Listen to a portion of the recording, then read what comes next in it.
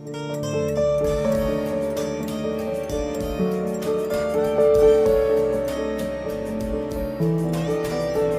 से गुरुदेव, आपके चरणों में कोटि कोटि प्रणाम। महाराज जी, जीवन में काफी दिनों से एक प्रश्न मन में चलता है कि भाग्य और पुरुषार्थ में क्या ज्यादा बलवान है? क्या हम अपने पुरुषार्थ से भाग्य को बदल सकते हैं? महाराज जी, मैंने अपने जीवन में कई बार अगर पुरुषार्थ बलवान पुरुषार्थ किया जाए तो साधारण पुरुषार्थ से प्रारब्ध को नहीं बदला जा सकता। अगर बदला ना जा सकता तो भगवत प्राप्ति किसी को होती ही नहीं। केवल प्रारब्ध के अनुसार ही चलने वाले पशु पक्षियों की तरह हमारा मनुष्य जीवन होता। हमारे मनुष्य जीवन की प्रधानता पुरुषार्थ से ना कि प्रारब्ध से है।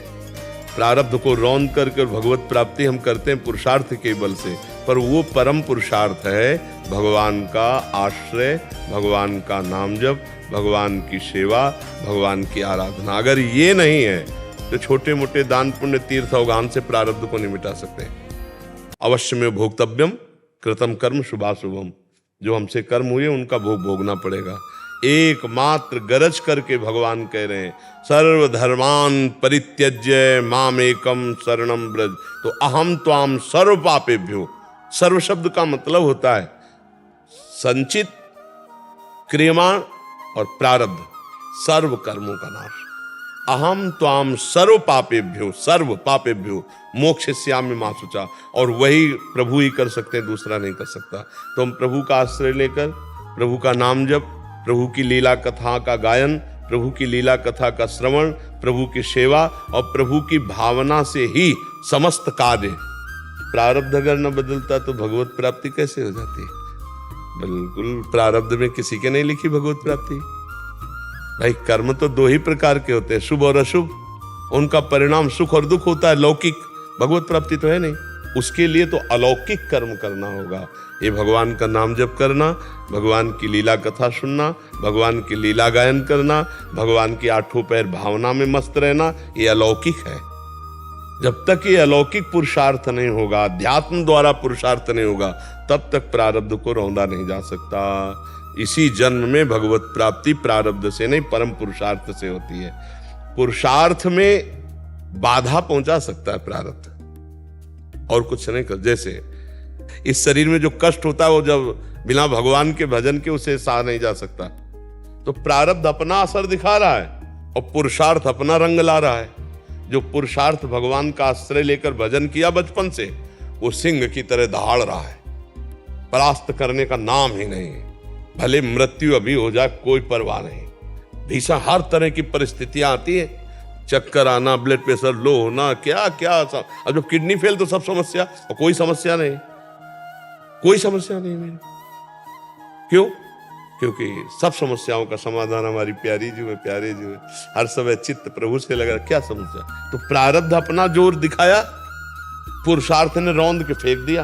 अब जब मन चाहे तभी प्रारब्ध शरीर को फेल कर दे, मृत्यु आ जाए, हम भगवान के पास चले गए। हमारा क्या बिगाड़ लिया? अगर भगवान से न जुड़े होते तो ये नहीं बोल सकते थे कि हमारा क्या बिगाड़ लिया। नहीं, हाँ, तो प्रारब्ध उनको परास्त करता है जो भगवान से विमुख है, जो भगवान के सन्मुख होकर भगवान का नाम जप करते हैं, भगवान के आश्रित हैं। वो प्रारब्ध को रौंद देते हैं, रौंद देते हैं। बिल्कुल नियत समय पर जैसे बचपन में उठते थे जवानी में, वैसे ही है पूरी दिनचर्या। जो हमारी दिनचर्या निरोग अवस्था में थी, वही रोग अवस्था में। क्या बिगाड़ लिया? हाँ, जो पीड़ा है वो और भजन कराती है। जैसे एक गार्ड रख दिया जाए कि हर समय हमें सावधान रखना, ऐसे किडनी हमारी गार्ड है। हर समय हमें कहती सावधान, तुम्हें मरना है। राधा राधा राधा राधा राधा राधा राधा राधा। पुरुषार्थ अगर भगवान के आश्रित होकर किया जाए तो प्रारब्ध की धज्जियां उड़ा दी जाती है, और नहीं प्रारब्ध धज्जियां उड़ा देता है, धज्जियां उड़ा देता है। किसका प्रश्न था? समझ पा रही आप? हाँ, भगवान का नाम जब भजन रूपी ये परम पुरुषार्थ ही प्रारब्ध को मिटा सकता है, दूसरा नहीं। कृष्ण दास जी महाराज, महाराष्ट्र से जी, आपने एक चौपाई लिखा है, नामासी विमुख तो नर पापिया। महाराज जी ज्ञानेश्वर महाराज कहते हैं, जो नाम नहीं जपता है पापी है। ठीक। पाप, गोस्वामी तुलसीदास जी कहते हैं, पापवंत कर सहज स्वभावु, भजन मोर ते भाव न काऊ। जो भगवान से विमुख जन है, मृतदेह है, वो केवल खा पी रहे हैं, मुर्दे के समान जीवन है उनका। धौकनी भी तो श्वास लेती है, उनका स्वाद। जिन हरि भगति हृदय नहीं आनी, जीवित सौ समान ते प्राणी। तो जो भगवान से विमुख हैं, जो भगवान का नाम जप नहीं कर रहे, भगवान के ध्यान में नहीं, भगवान के आश्रय में नहीं, तो जीवन का महत्व तो क्या।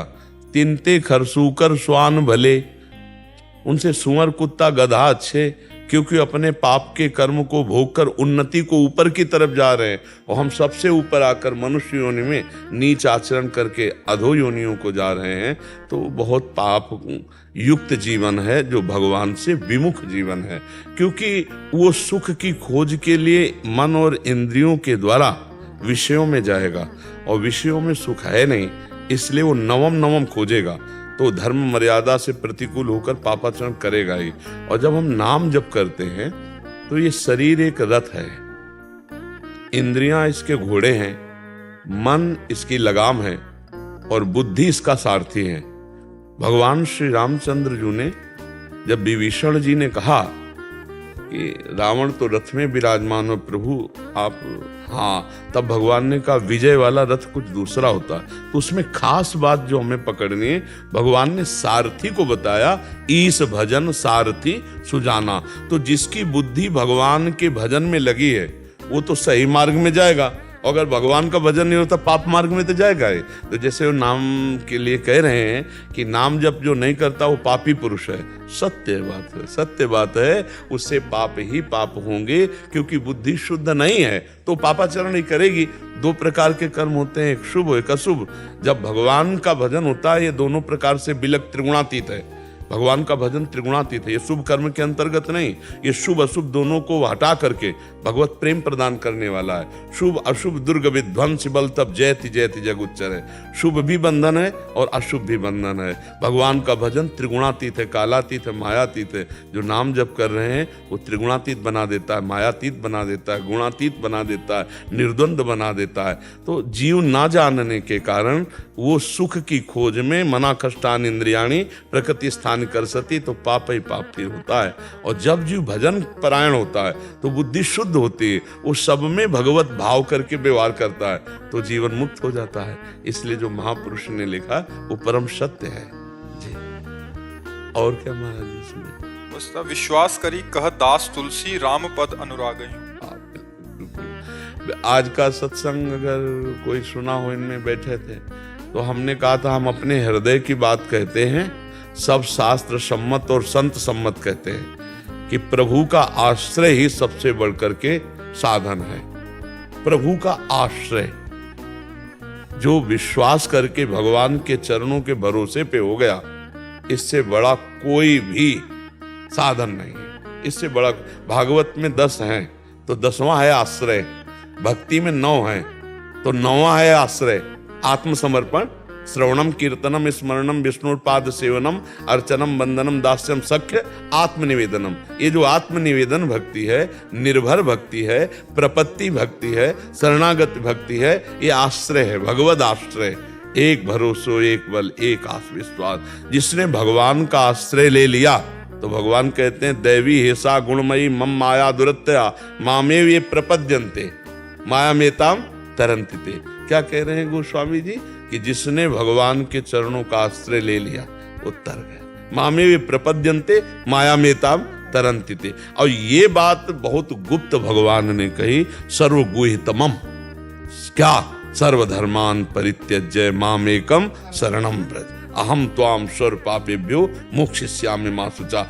ये बात बैठ जाए, प्रवचन करना और सुन लेना ये अलग बात है, लेकिन हृदय में स्थिति आ जाना, ये भगवद आश्रित स्थिति, ये बहुत बड़ी स्थिति है। जो मन वचन कर्म से भगवान के भरोसे होकर निरंतर यंत्रवत चेष्टाएं करता है, ये भगवान करा रहे हैं, प्रभु की इच्छा से हो रहा है। अपनी इच्छा को भगवान की इच्छा में मिला दिया, और जिसके हृदय में कोई इच्छा नहीं रही उस हृदय में भगवान का प्रादुर्भाव हो जाता है। जाहि न चाही तुम सन सहज सने बसो निरंतर तासुर सो राउर लिज के। तो ये जो कह रहे हैं ना, ये परम सत्य है। यही हर वैष्णव की जो उत्तम अवस्था को प्राप्त है, जो उत्तम अवस्था को प्राप्त है, हर वैष्णव की यही आंतरिक नींव है, भगवद आश्रय। बने तो रघुवर ते बने, और बिगड़े तो भरपूर, और तुलसी और ते बने, ताबलिवे पे धूर। दृढ़ भरोसा भगवान का। अरे बड़ी मस्ती, भगवत शरणागति होते ही निश्चिंतता, निर्भयता, निशोक, अखिल कोटि ब्रह्मांड नायक, सर्वज्ञ, सर्वत्र, सर्वशक्तिमान, वो हमारे स्वामी हैं। अरे इतना सोच करके नाचने का मन होता है, नहीं होता? हमारे स्वामी, और वो हमें बहुत प्यार करते हैं। कदम कदम पे पता चलता है हमें कितना वो प्यार कर रहे हैं। छुपे छुपे बड़े छलिया हैं, सामने ऐसे छुप के आते कि हम जान नहीं पाते, और वो हमें दुलार, हम उनके सेवक कहलाते हैं, लेकिन वो सेवा करते हैं। हम सेवक कहलाते हैं, सेवा होकर छुप छुप के ऐसे करते हैं कि हम अपने स्वामी को पहचान ही नहीं पाते, और हम जानते हैं कोई सेवक कर गया। वो अरे प्रभु, साक्षात प्रभु ही आते हैं हमारे पास, दूसरा कोई ले जाता, वही विविध रूप धर कर, और हम पहचान नहीं पाते। इसलिए हमें हर समय आश्रित होकर भगवान नाम जप करते हुए अपनी दृष्टि पैनी रखनी है। न जाने किस रूप में मेरे प्रभु पधार जाए, हेले न जाने किस रूप में नारायण आ जाए, हरि आ जाए, तो हमें सबका सब रूपों में भगवान का आदर सम्मान करना है। रोज प्रवचन सुनता हूँ, साफ शंका संदेह कुछ नहीं, जी जी खाली दर्शन कर लेते। जी जी जी जी। संत जनों को कोई संशय थोड़ी होता है, वो तो भगवत रस का श्रवणेंद्री से पान करने के लिए प्रश्न करते रहते। अब आप पूरी रामचरितमानस, पूरी भागवत, आप जो भी ग्रंथ उठाएं, बड़े बड़े सिद्ध महापुरुष प्रश्न कर रहे हैं, तो उन्हें कोई साधन साध्य संबंधी जिज्ञासा थोड़ी है। वो तो भगवत रस का अनुभव, आनंद, और नवम नवम तो उस श्रवणेंद्री से, जिनके श्रवण समुद्र समाना, कथा तुम्हारे सुबह सर नाना, धरे निरंतर होए न। मेरे प्रभु की नवम नवम चर्चा, नवम नवम आश्रय, नवम नवम महत्व महिमा, ये हम कान से सुने, यही हमारा नशा है, यही हमारा जीवन है, यही हमारा प्राण है। आशा बसन व्यसन यात्य नहीं, रघुपति चरित होइता सुनहि। बड़े बड़े महापुरुष खोद खोद करके आपस में परस्पर चर्चा करके, बोधयंता परस्परम कथयंति च माम नित्यम तुष्यंति च रमन, उसी में आनंदित होते रहते हैं। ओंकार प्रसाद शुक्ल जी, लखनऊ से। परम पूज्य महाराज जी, राधे राधे। महाराज जी, गुणाक्षर न्याय किसे कहते हैं? जो जैसे घुन नहीं दाना में घुस गया तो सब माल छान के और चुपचाप निकल ही आएगा, वो खोखला बचा रहेगा। ऐसे ही संपूर्ण सृष्टि में एकमात्र सच्चिदानंद भगवान के सिवा कुछ नहीं है माल, और सब है खोखा।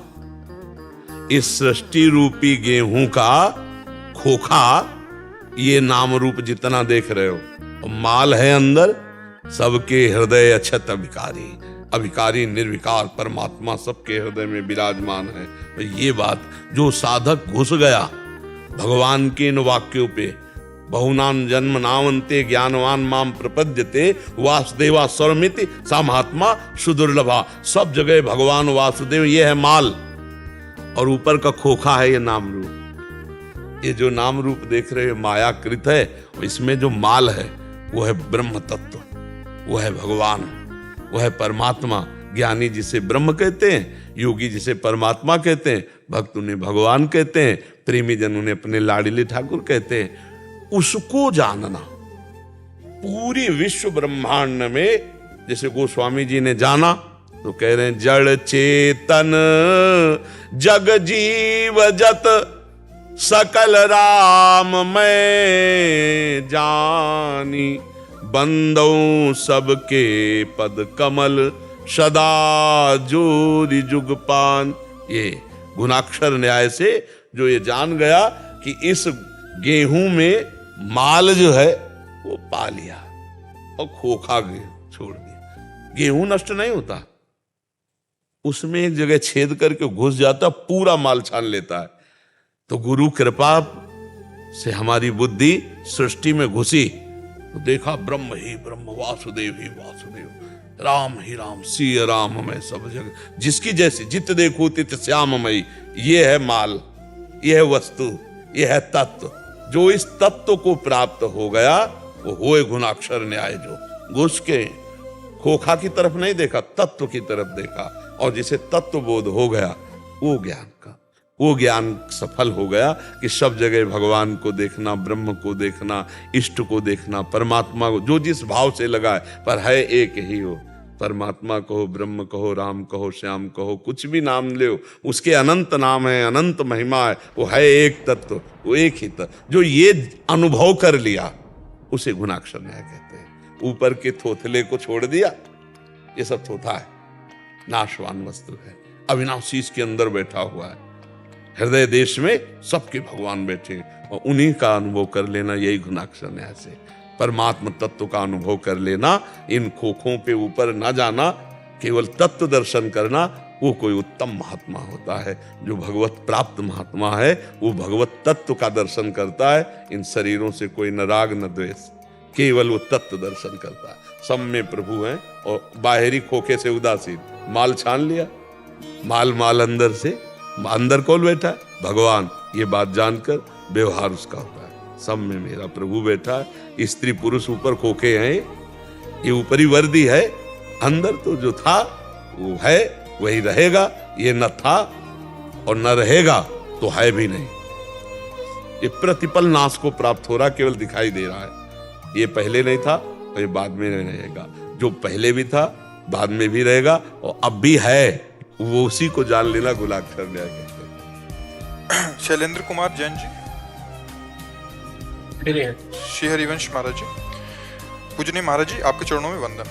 महाराज जी, मैं पिछले 15-20 वर्षों से जनप्रतिनिधि के रूप में कार्यरत हूँ। महाराज जी लिख रहे हैं कि एमएलए हैं सागर के, और दैनिक जीवन में पूजा पाठ के लिए समय निकाल पाना कठिन होता जा रहा है। विरक्ति भाव के चलने मन भक्ति मार्ग पर जाने को होता है, लेकिन जन अपेक्षाओं के प्रति अपने कर्तव्यों को देखते हुए ये संभव नहीं हो पा रहा। स्वयं के कल्याण के लिए कोई मार्ग प्रशस्त करें महाराज जी। देखो, व्यवहार को जब तक परमार्थ नहीं बनाया जाएगा तब तक काम नहीं बन पाएगा। अगर आप एमएलए हैं या कोई भी सरकारी पद है तो जनता के सेवा के पद हैं। क्यों? स्वामी पद तो है नहीं। हमारे राष्ट्र में जितने भी पद हैं सब सेवक पद हैं, समाज की सेवा के पद हैं। चाहे जिस भी पद का नाम लिया जाए वो समाज सेवा पद हैं। अगर हम सेवक भाव से सब में स्वामी भाव ले आवे और धर्म से सेवा करें तो, और भगवान का नाम जप करें तो इसी से भगवत प्राप्ति हो जाएगी। अर्जुन जी से कह रहे मामुनिस्मर युद्ध च, दो बात कही, बहुत जोर की है ये। युद्ध रूपी कर्तव्य करो और मेरा स्मरण करते रहो, मेरी ही प्राप्ति होगी। तो जितनी आप में सामर्थ्य है, जितनी जनता को भारतीय विधान के अनुसार आप सुख दे सकते हैं, आप उतने सुख देने में मगन रहिए और सब में भगवत भावना कीजिए। जो अभी आप चर्चा सुन रहे थे, इन्होंने गुणाक्षर न्याय की जो बात की कि सब में प्रभु विराजमान है, आप वैसे प्यार से बात कीजिए और जितनी आपकी जो सामर्थ्य है आप उतना सुख दें उनको, और वही सुख भगवान को अर्पित कर दें कि प्रभु हमसे और बैठ कर के ध्यान धारणा सेवा तो बनेगी नहीं, हम समाज की सेवा को ही आपकी पूजा मानते हैं। और बीच बीच में जो नाम आपको प्रिय लगे, रामकृष्ण हरि जो नाम आपको प्रिय लगे वो नाम उच्चारण करते रहिए, इसी से भगवान की कृपा हो जाएगी। अगर समाज को भगवान की सेवा ना मानेंगे और इनके स्वामी बन करके और इनका शोषण कोई पदों पे बैठ के करे तो फिर एकांत में खूब दूध से अभिषेक करे भगवान का, तो भी भगवान प्रसन्न होने वाले नहीं। कपिल भगवान श्रीमद् भागवत में कह रहे हैं कि जो समाज में बाहर राग द्वेष का बर्ताव करता है और एकांत में मेरे श्री विग्रह की अच्छे अच्छे पदार्थों से अर्चना वंदना करता है, मैं उसकी सेवा ऐसे स्वीकार नहीं करता जैसे राख में किया गया हवन। राख में किया गया हवन जैसे व्यर्थ है, ऐसे उसकी एकांतिक अर्चा विग्रह में की हुई अर्चना वंदना व्यर्थ जाएगी। जो बाहरी सब में विराजमान भगवान का अपमान करता है, द्वेष करता है, तो आपको तो बहुत बढ़िया सेवा मिली। हजारों लोगों के प्रतिनिधित्व हैं आप, आपको पास हजारों लोग अपना दुख दर्द लेके आए और आप उनके दुख दर्द को अपना दुख दर्द मानकर भगवत भाव से जितनी सामर्थ्य है निपटाने की कोशिश करें, ये बहुत बड़ी पूजा हो जाएगी। परहित सरिस धर्म नहीं भाई। पर पद में बैठ करके और भगवान का नाम जप करते हुए दूसरों की सेवा करना कोई सत्संगी पुरुष ही कर सकता है, नहीं तो को नर अस जन्मा जग माही प्रभुता पाही जाहि मद नाही। जहां प्रभुता पद मिला तो एक गर्व आ जाता है और वही पतन करा देता है। जब दक्ष जी को प्रजापति पद मिला ना, भगवान शंकर के ससुर सती जी के पिता, जो ही प्रजापति पद मिला तो सभा में जब आए तो सब खड़े हो गए, लेकिन भगवान शंकर ब्रह्मा जी ये खड़े नहीं हुए। तो ब्रह्मा जी को देखकर तो नमस्कार किया कि भाई पितामह सब पूरे जगत की सृष्टि रचना करने वाले ना उठे तो कोई बात नहीं, लेकिन जब भगवान शंकर की तरफ देखा तो उन्होंने कहा ये तो बेटे के समान है, क्योंकि अपनी बेटी दान। बहुत कड़ुआ बोले, अब शास्त्र में पढ़ के देख ला, हम तो उतना बोल भी नहीं पाएंगे, बहुत कड़ुआ बोले, और यहाँ तक कि सांप आदि की भी। तब ये बात है कि भगवान का आश्रय ना होने के कारण सामने भगवान देवाधिदेव महादेव जी बैठे हैं, उनका अपमान कर दिया दक्ष जी ने जब प्रजापति पद में। और अंत परिणाम कितना बुरा हुआ कि जिस वचन से कड़ुआ बोले थे महादेव जी के लिए, ना गर्दन रह गई ना वचन रह गए। वीरभद्र ने, रुद्र ने काट के फेंक दिया, मरोड़ के फेंक दिया, और फिर वहां बकरे का सर लगा बाद में। वो पूरा प्रसंग है। तो पदाभिमान जागृत ना हो, भगवान का आश्रय हो और नाम जप हो और समाज की सेवा हो, हमें लगता है इसी से भगवत प्राप्ति हो जाएगी। बस पदाभिमान जागृत ना हो, क्योंकि ये रजोगुणमयी सृष्टि है, और जब कोई पद मिलता है हम भगवान से विमुख होते हैं तो ये पद अपना असर दिखा देता है। और अगर भगवान का नाम जब चल रहा है और सत्संग संतों का करते हैं तो फिर पदाभिमान नहीं आएगा। यहाँ का क्या कितना भी बड़ा पद हो जाए, नहीं तो पदाभिमान जागृत हो जाता है भगवत आश्रय ना हो तो। जैसे महाराज नहुष देवराज इंद्र पद पर बैठे, देवराज इंद्र पद पर देवताओं ने जब इनको देवराज इंद्र पद के लिए चयन किया तो इन्होंने कहा मेरी सामर्थ्य नहीं कि आप देवताओं को आदेश कर सकूं, पवन देव अग्निदेव इनको मैं आदेश कर सकूं, मेरी सामर्थ्य नहीं। तो बोले हर देवता की आदि सामर्थ्य आप में आ जाएगी, हर देवता की। अब तो महान सामर्थ्यशाली हो, इंद्र पद पर बैठे। अब जब इंद्र पद पे बैठे तो अब फुलरा जाग गया अहंकार का। तो उनका जब मैं इंद्र हूं तो इंद्राणी का मैं ही वो करूंगा, क्योंकि मैं इंद्र हूं, आदेश करो। तो जब ये खबर गई इंद्राणी के पास, सची देवी के पास, तो गुरु बृहस्पति जी के पास गए। उनका गुरुदेव आप ही हमारी रक्षा कर सकते हो, क्योंकि ये इंद्र पद पे बैठ गया, अभी हमें अपवित्र करना चाहता है। तो उनका तुम डरो मत, ये अभिमान जो जागृत हुआ है ये जब संतों का अपराध करेगा तो नष्ट हो जाएगा। तुम इससे कह दो कुछ समय दो विचार के लिए। कुछ समय हुआ फिर खबर भेजा, तो उनका बहुत उतावला, उससे कह दो कि अगर सप्त ऋषियों की पालकी में तुम बैठ के आओ तो हम तुमसे मिलेंगे, और जल्दी आओ। अब तो बावरा बन गया नहुष, ये नहीं ध्यान रहा कि बात क्या कही जाए। सप्त ऋषियों को आदेश किया पालकी जो, तो अब देवराजेंद्र पद पर त्रिभुवन पति है तो आदेश का पालन होगा। बुद्धि भ्रष्ट हो गई और इतना उतावलापन बढ़ा कि सर पे लात मारा ऐसे और कहा सर्प सर्प। सर्प माने संस्कृत में होता शीघ्र चल शीघ्र चल। तत्काल शाप हो गया, जा सर्प योनि को प्राप्त हो। अजगर बन के कहां देवराज इंद्र और कहां अजगर योनि। तो ये जो त्रिभुवन के जितने छोटे पद से बड़े पद तक है, जब तक भगवान का आश्रय नहीं होगा और भगवत भजन नहीं होगा तो इसका एक गर्व आ जाता है, और गर्व में हमसे अपराध बन जाते हैं, और अपराध से फिर हमारा पतन हो जाता है। यदि हम इस दोष से बच पावें, गर्व दोष से, और हम दैन्य होकर सब में भगवत भावना करके समाज सेवी हम बने तो हमारे ऊपर भगवान की कृपा रहेगी। इससे और ऊंचे पद हैं, धीरे धीरे क्रम से आप ऊंचे पदों पे भी जाकर, जब पिता देखता है कि 100 रुपया ठीक से खर्चा कर लिया तो 1000 रुपया पकड़ा देता है, और जब देखता है 1000 ठीक से खर्चा कर लिया तो 1 लाख देने की हिम्मत रख लेता है। ऐसे वो जगत पिता है, जब देखता है कि अमुक पद का बहुत अच्छा प्रयोग हुआ तो आगे बढ़ा देता है। और फिर इसके बाद सबसे बड़ा पद है परम पद, भगवान परम पद भी प्रदान कर देते हैं। तो हम ऐसे भगवान का आश्रय लें, नाम जप करते हुए समाज की अपने अधिकारानुसार सेवा करें तो भगवान की कृपा हो जाएगी। नकुल शर्मा जी, राधे राधे। राधा वल्लभ श्री हरिवंश महाराज जी। महाराज जी, मैं बाहर पढ़ता हूँ, MBBS का छात्र हूँ।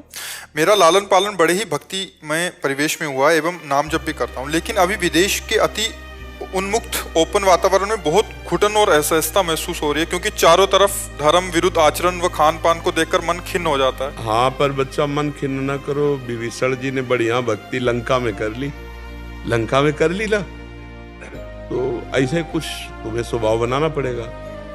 जैसे बाजार जाया जाता है, बहुत सी सामग्री बिकती है, लेकिन हमको जो खरीदना वही हम खरीदते हैं ना। ऐसे ही पूरी सृष्टि में भगवान ने सब अलग अलग दिमाग वाले, अलग अलग स्वभाव वाले, अलग अलग खान पान वाले, अलग अलग क्रियाओं वाले व्यक्तियों की रचना की। तो हम देखें, हम केवल देखें, प्रभावित किसी से ना हो, और हमको जो सिखाया गया है हम उसी मार्ग से चलें। जैसे वहाँ भोजन में अधिकता मांस आदि की है, अन्य देशों में प्रधानता व्यभिचार की है, खान पान में मांस की है, और जीवन का उद्देश्य केवल भोग विलासिता ही है। हमारा जो धर्म है इसमें जीवन का उद्देश्य भगवान की प्राप्ति है, और जीवन उसी का पवित्र जिसने इंद्रिय और मन को संयम में किया। वहां छोड़ना है, यहाँ घसीटना है, और यहाँ हर इंद्रिय को पवित्र रखना है। भोजन पवित्र, जनेंद्रिय पवित्र, विचार पवित्र, सब पवित्र। तो बाहर रहकर हम पवित्र रह सकते हैं। हजारों भक्त हैं जो बाहर भजन करते हैं, पर यह जरूर है कि है बहुत खतरा, क्योंकि हम जिस वातावरण में रहते हैं उसका प्रभाव पड़ता है। तब जब भजन नहीं होता, का हनुमंत विपत्ति प्रभु सोई, जब तो सुमिरन भजन न होई। और अगर नाम चल रहा है तो लंका में घोर निशाचरी कृत्य होने पर भी विभीषण जी में कोई भक्ति में फर्क नहीं पड़ा। और लंका में प्रवेश कर रहे हैं हनुमान जी कैसे? प्रविश नगर की जय सब काजा, हृदय राखी कौशलपुर राजा। भगवान का हृदय में भाव करके सुमिरन करते हुए लंका में, और जो जो दृश्य देख रहे हो हनुमान जी थे जो विचलित नहीं हुए। नहीं विचलित हो जाए ऐसे, वाल्मीकि रामायण में जो वर्णन, बड़े बड़े मतलब भोगाशक्ति वाले दृश्य, बड़े बड़े भयावने, बड़े बड़े घृणित, वो तो लंका निश्चर निकर निवासा, यहाँ कहाँ सज्जन करवासा। वह तो एकमात्र विभीषण जी थे। तो आप चिंता न करो, नाम जप करते रहो, और ऐसे मित्रों से बचो जो गलत आपको दबाव डालें। इनसे बचोगे तो फिर जो संस्कार हैं आपके वो आगे बढ़ा देंगे, नहीं तो फिर गिरना तो पड़ जाएगा, है नहीं? ये मेरे पुत्र है, और हॉस्टल के रूम में जैसे 4 लोग हैं। हाँ, तो ये अकेले मात्र ऐसे हैं जो किसी से कोई लेना देना। हाँ बिल्कुल बिल्कुल, बहुत कठिन है, बहुत कठिन, बहुत कठिन है, क्योंकि आसपास का वातावरण बहुत प्रभाव। लेकिन नहीं, जो रही उत्तम प्रकृति का कर सकत कुसंग। जब आपने बचपन में ऐसे संस्कार दिए हैं तो जो रही उत्तम प्रकृति, रहीमदास जी कहते का कर सकत कुसंग, चंदन विष व्यापत नहीं लपटे रहत भुजंग। समझ रहे ना? तो आप ऐसे बनो चंदन की तरह कि ये विषैले जीव जंतु आसपास पड़े रहे तो भी तुम्हें कोई फर्क ना पड़े। नाम जब करते रहना, ठीक है? और हमें अपना दोस्त मान लीजिए। चित्त अगर संतों से जुड़ा रहा, भगवान से जुड़ा रहा, धाम से जुड़ा रहा, तो फिर पतन नहीं होगा। चित्त जुड़ना होता है। जब अब देखो, दोस्ती मानने से होती ना, हमने कह दिया तुम स्वीकार कर लो तो दोस्त। अब चाहे जहाँ रहो दोस्त दोस्त, आजकल मोबाइल है, अपने दोस्त की बात रोज मोबाइल से सुनो, पक्का बच जाओगे, पक्का बच जाओगे।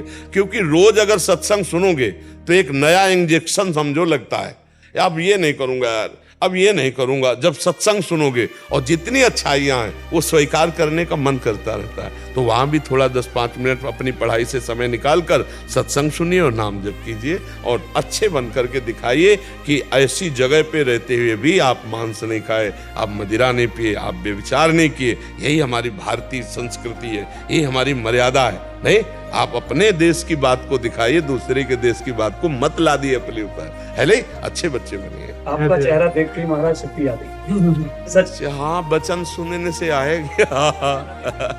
नेहा तेजपाल जी, पंजाब से।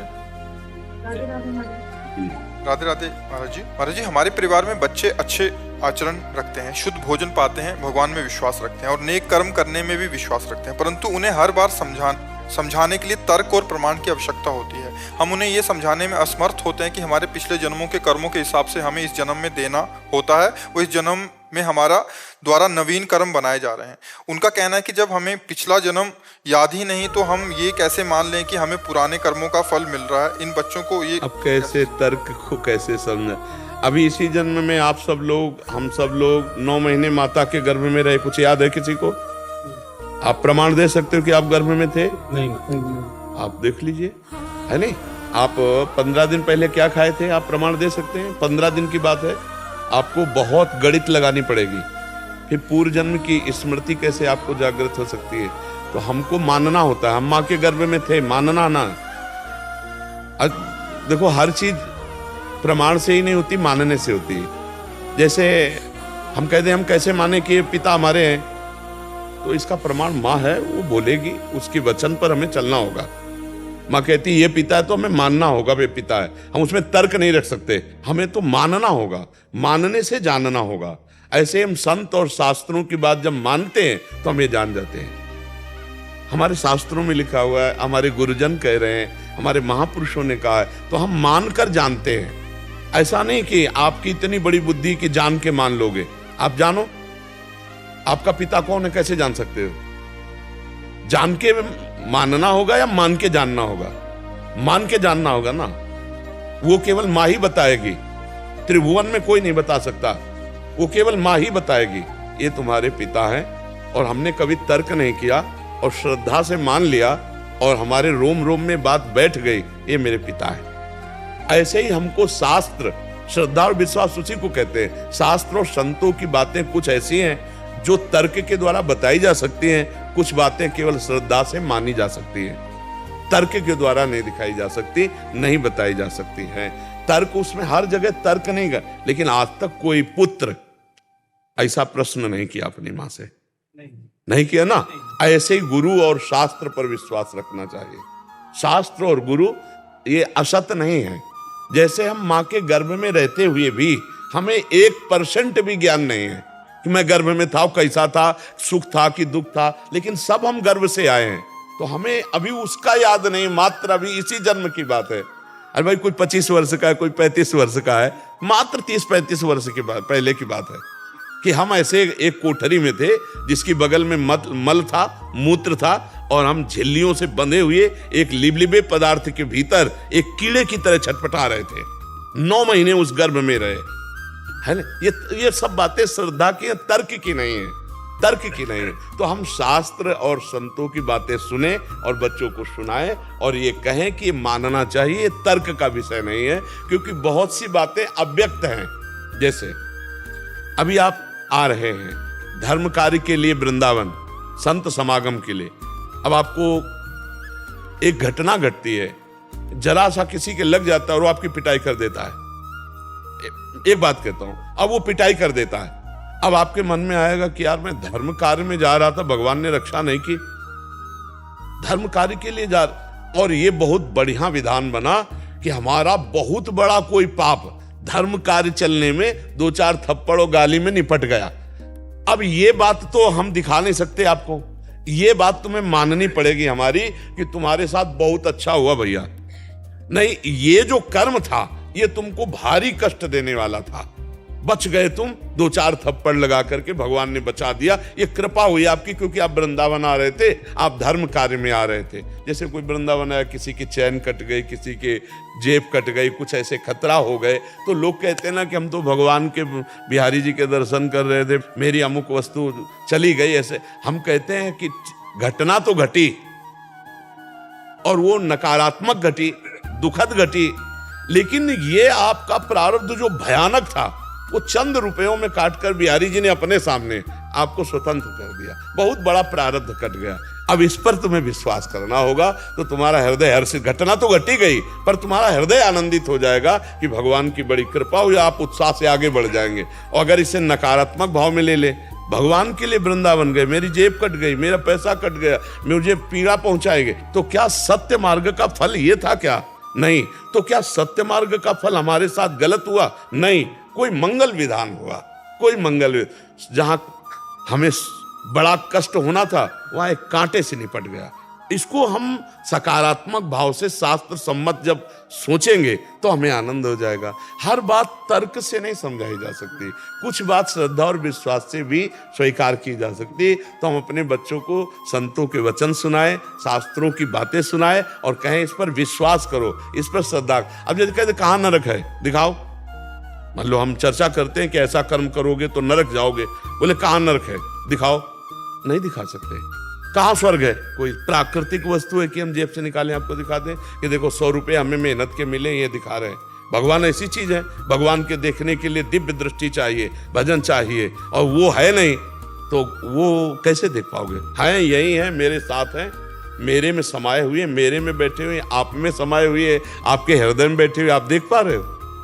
तो दृष्टि, तो कुछ बातें मानी जाती हैं और मानकर फिर जानी जाती है, और कुछ बातें हैं जानी जाती है और जान के फिर मानी जाती है। तो भागवतिक जो बातें हैं वो मान के जानी जाती है, नहीं प्राकृतिक बातें जानकर मानी जाती हैं। कि बहुत स्वादिष्ट खीर है, भाई हम देखेंगे बनाने वाला कौन है, किसकी दुकान का है, दूध इसमें केमिकल का मिला हुआ है कि असली मिला हुआ है। कुछ बातें हम जान करके फिर उसे मानते हैं, लेकिन जो अव्यक्त भगवान की बातें हैं ये मान करके फिर हम जानते हैं, पता चलता है फिर जब हम मान लेते हैं। पहले गुरु मानते हैं, फिर उनकी बातें मानते हैं, तब हम गुरु और गुरु के द्वारा दिए हुए इष्ट को हम जान जाते हैं। अब वहां तर्क करे कि तो फिर बात नहीं है, हर जगह तर्क नहीं होती। हाँ देखो रामायण में वंदना में लिखा हुआ है, भवानी शंकरो वंदे श्रद्धा विश्वास रूपिणो याभ्याम बिना न पश्यन्ते सिद्धा स्वांता स्तमीश्वरम। भगवान शंकर और पार्वती को श्रद्धा विश्वास रूप मानकर हम प्रणाम करते हैं, और श्रद्धा विश्वास के बिना परमार्थ का दर्शन नहीं हो सकता। इसमें श्रद्धा विश्वास काम, इसमें ज्यादा तर्क काम नहीं करेगा, कुछ तर्क काम करेगा, कुछ तो तर्क आपको बुद्धि प्रवीणता के लिए वो काम करेगा, लेकिन ज्यादातर इसमें विश्वास काम करेगा, श्रद्धा काम करेगी। बिन विश्वास भगति नहीं ते बिन द्रवहि न राम, और राम कृपा बिन सपने जीव न ला विश्राम। जैसे मान लो कोई पूछे, अब हम उसको शास्त्रीय प्रमाण से आपको बताएंगे, देखो तुम मरना नहीं चाहते, बोले हाँ, तो तुम अविनाशी होना चाहते हो ना, तो अविनाशी के बच्चा हो, अविनाशी के बच्चा हो इसलिए तुम मरना नहीं चाहते। और तुम सबसे बड़े बनना चाहते हो, सबसे बड़े बनना चाहते हो, नहीं बनना चाहते। अगर तुमसे कोई पूछे किसी भी डिपार्टमेंट में आप हो, तो आप सोचोगे मैं सबसे बड़ा बनना चाहता हूं, क्योंकि सबसे बड़े के बच्चा हो, सबसे बड़े के अंश हो, इसलिए सबसे बड़ा बनना चाहते हो। अविनाशी के अंश हो इसलिए अविनाशी, मरना नहीं चाहते। और मैं अपार सुख चाहता हूं जिसमें दुख की मिलावट ना हो, क्योंकि सुख सिंधु के अंश हो। अब आपको मानना होगा, जब हम संत बोले शास्त्र बोले तो उस पर मानना होगा, हाँ यही तो हम चाहते ना। कोई हमें बहुत प्यार करने वाला हो, ये चाहे है ना, ये सब भगवान के लक्षण है। हम भगवान के हैं ये प्रमाण दे रहे हैं, क्योंकि हमारे पिता भगवान अविनाशी, हमारे भगवान सुख सिंधु, हमारे भगवान सबसे बड़े, हमारे भगवान प्रेम सिंधु, और यही तो हम मांग रहे हैं। क्योंकि हम अंश हैं भगवान के, तो हम अपने अंशी की खोज कर रहे हैं, पर प्रकृति में परमात्मा से विमुख होके तो कभी पूर्ति नहीं होगी, वो परमात्मा की तरफ। तो हमें संत सदगुरुदेव शास्त्र की बातें माननी पड़ेंगी, तब हम जान पाएंगे। शांतनु कौशिक जी, श्री हरिवंश। श्री हरिवंश महाराज जी। महाराज जी, साधक में क्या क्या अवस्थाएं आती हैं शुरू से आखिर तक, एक बार महाराज जी जानना चाह रहे थे। क्या भक्ति व ज्ञान में अलग अलग अनुभव? हम दो केवल बातें तुम्हें बताएंगे, इसी में से आगे जो अध्यात्म की दिव्यताएं हैं वो तो सब अपने आप आ जाएंगे, उनको रास्ता पूछने की जरूरत नहीं, रास्ता चलने की जरूरत है। दो बातें हैं। उपासक यदि प्रलोभन और भय इन दो में कभी ना फंसे, तो जितनी भूमिकाएं ज्ञान की हैं भक्ति की, वो सब अपने आप आ जाती हैं। प्रलोभन 3 प्रकार का। पहला कामिनी, काम का, परस्पर शरीरों का आकर्षण ही काम भाव से इतना प्रबल है प्रलोभन में कि पहली घाटी कामय की है कि अच्छे अच्छे साधकों को फैला देती है, अच्छे अच्छे को। मन इतना फिसड्डू है, इतना फिसलने वाला है कि पूछो मत, कभी भी किसी का कहीं भी फिसल सकता है। विश्वास नहीं इस मन का, भगवान के भरोसे से इस मार्ग में अपने मन को संभाला जाता है। बका विश्वास नहीं हमें कि हम निकल जाएंगे, इस जगह से निकल जाएंगे, हम फंसेंगे नहीं, विश्वास नहीं। विश्वास है भगवान निकाल देंगे, भगवान निकाल देंगे, निर्विकार निकाल देंगे, ये विश्वास है, लेकिन हम निकल जाएंगे ऐसा विश्वास नहीं। हमारी एक एक बात को बहुत ध्यान से समझना, तब परमार्थ समझ में आएगा। क्योंकि हम निकल जाएंगे तो अहंकार और अहंकारी का पतन होता है। भगवान निकाल देंगे, ये पक्का विश्वास है कि भगवान जिसकी रक्षा करते करो सदा तिनके रखवारी, जिम बालक राखे महतारी। तो फिर कौन बिगाड़ सकता है? जब जानकी नाथ सहाय करे तो कौन बिगाड़ सके? डरते रहो, फिर कोई नहीं बिगाड़ सकता। तो पहला आकर्षण है कामिनी। अगर इससे निकल गया साधक, बड़ा कठिन है निकलना। मतलब आप ये समझो कि 100 में 2 ही 4 नहीं, शेष तो यही प्रश्न में गिर जाता है, उत्तर नहीं दे पाएगा, निकल नहीं पाएगा।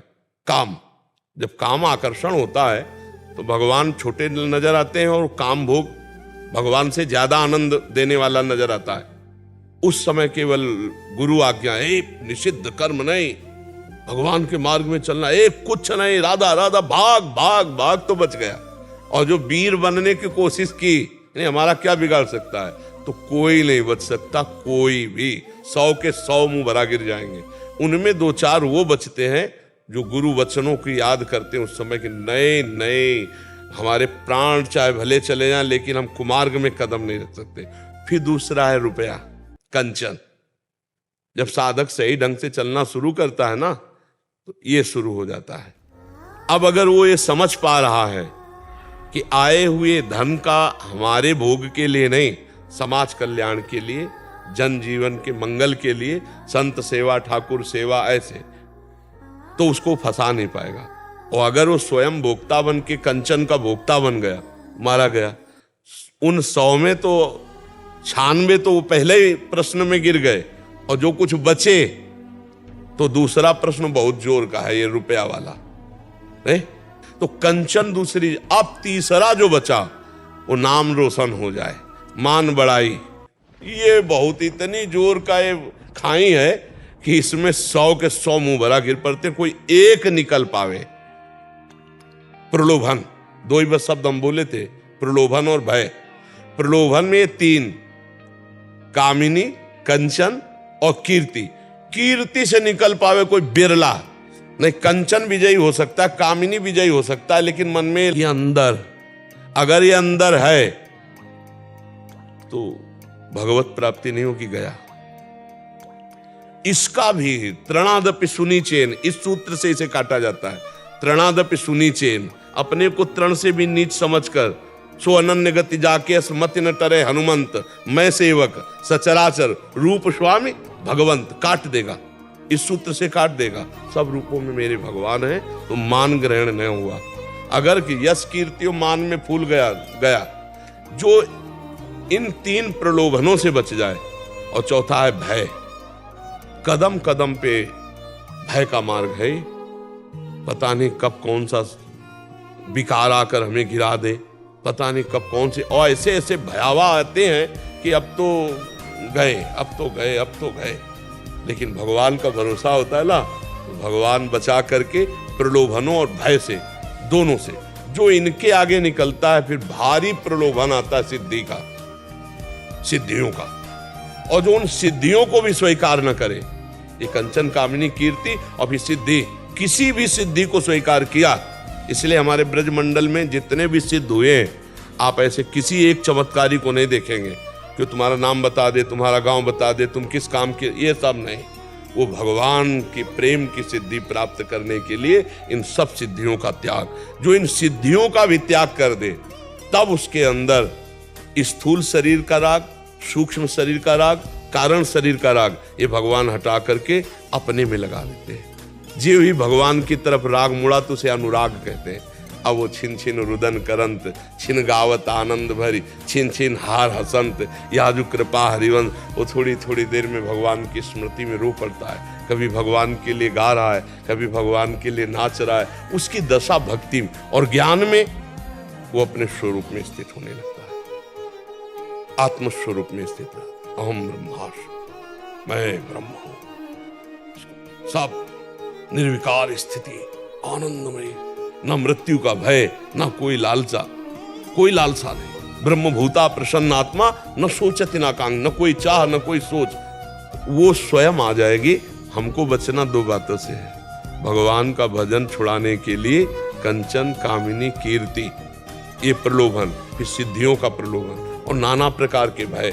ना हम प्रलोभन से हटने वाले हैं और ना भय से, और रात दिन भजन करते हुए सत्कर्म आचरण, आगे अध्यात्म की स्थितियां जागृत होती चली जाएंगी।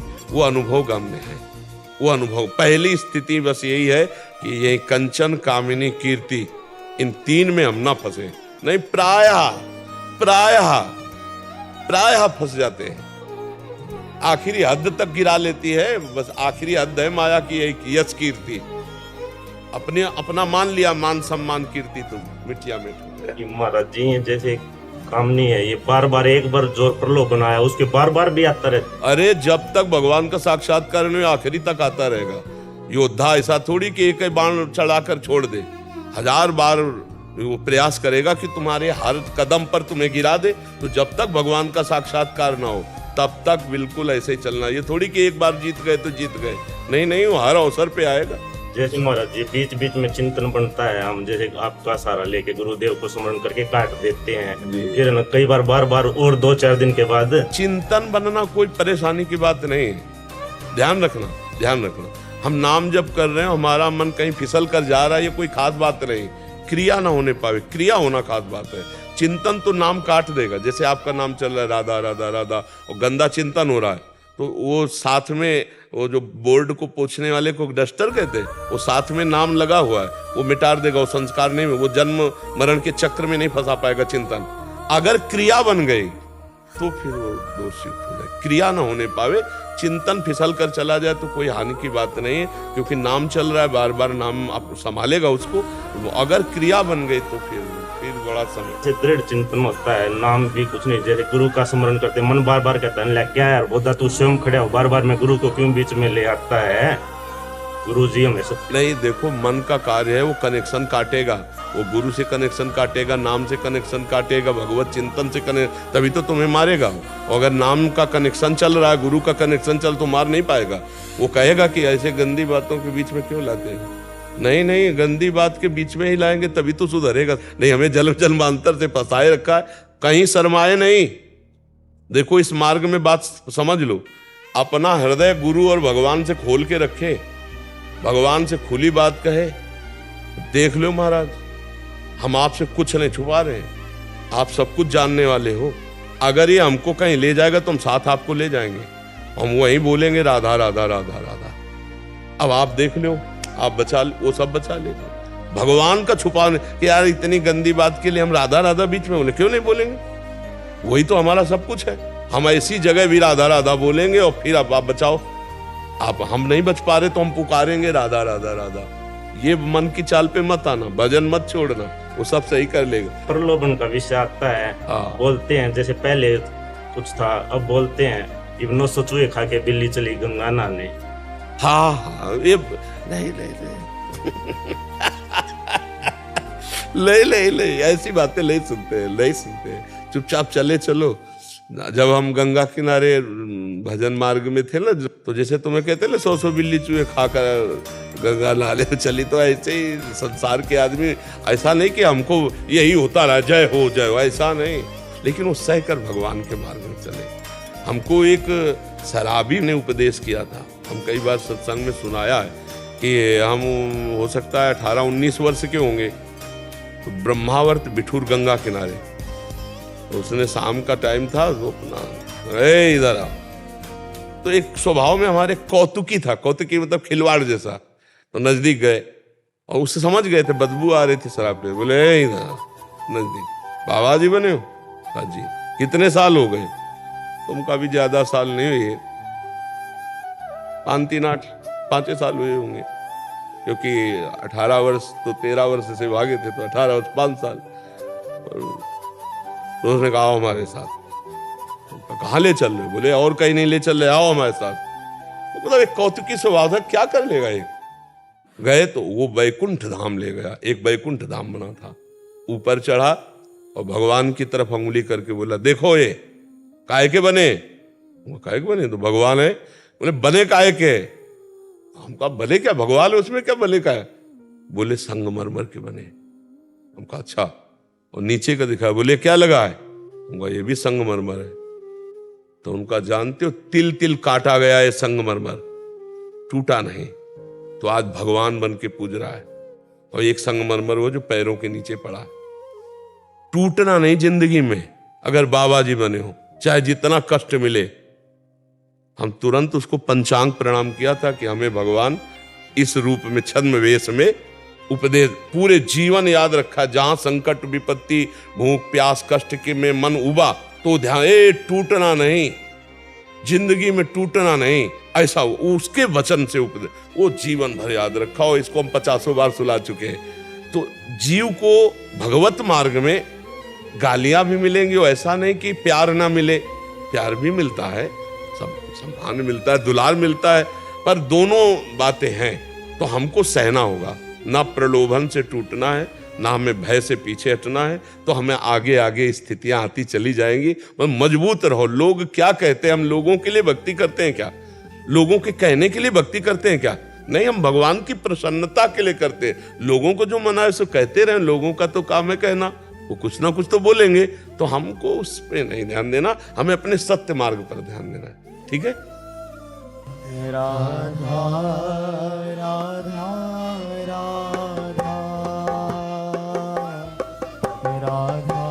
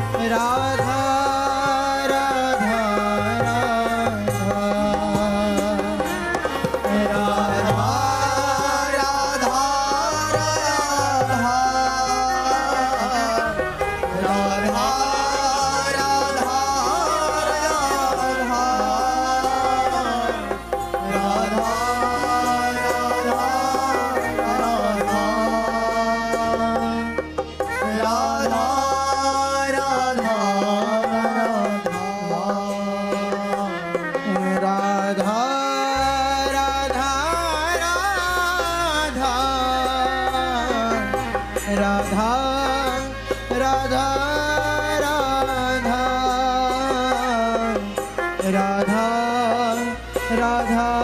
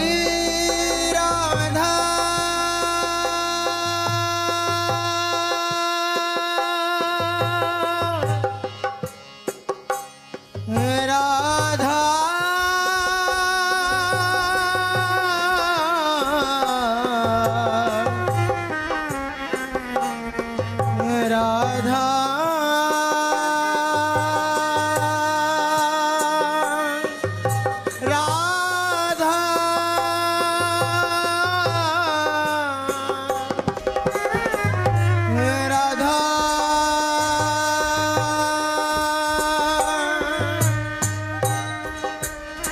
श्री राम